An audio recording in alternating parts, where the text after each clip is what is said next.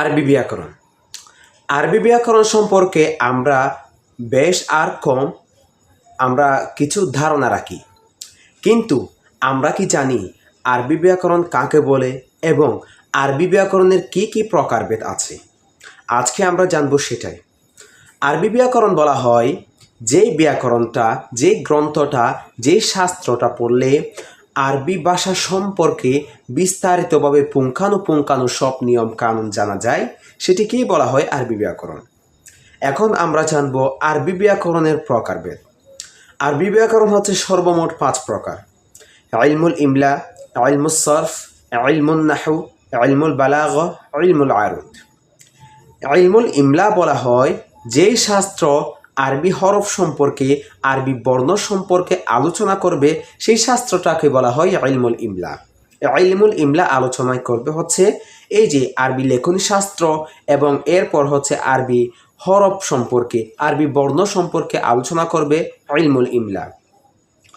এরপর 2 নম্বর হচ্ছে ইলমুস সরফ। ইলমুস সরফ আলোচনা করব হচ্ছে শব্দ সম্পর্কে।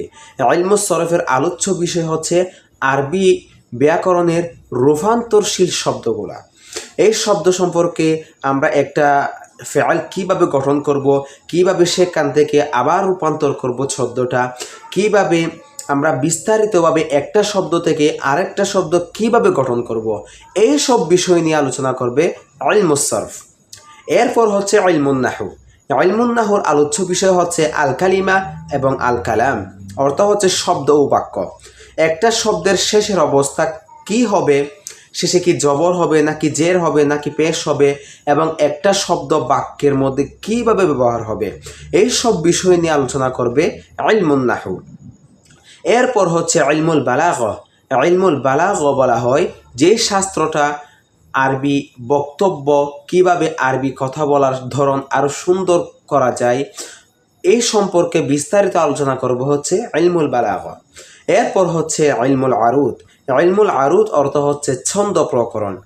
আরবি ভাষার যে ছন্দগুলো আছে, কবিতা, ছন্দ, এই সব বিষয় নিয়ে আলোচনা করব হচ্ছে ইলমুল আরুদ। তাহলে আমি আবার বলছি আরবি ব্যাকরণের প্রকারভেদগুলো। আরবি ব্যাকরণ হচ্ছে 5 প্রকার: ইলমুল ইমলা, ইলমুস সরফ, ইলমুন নাহু, ইলমুল বালাগা, ইলমুল আরুদ।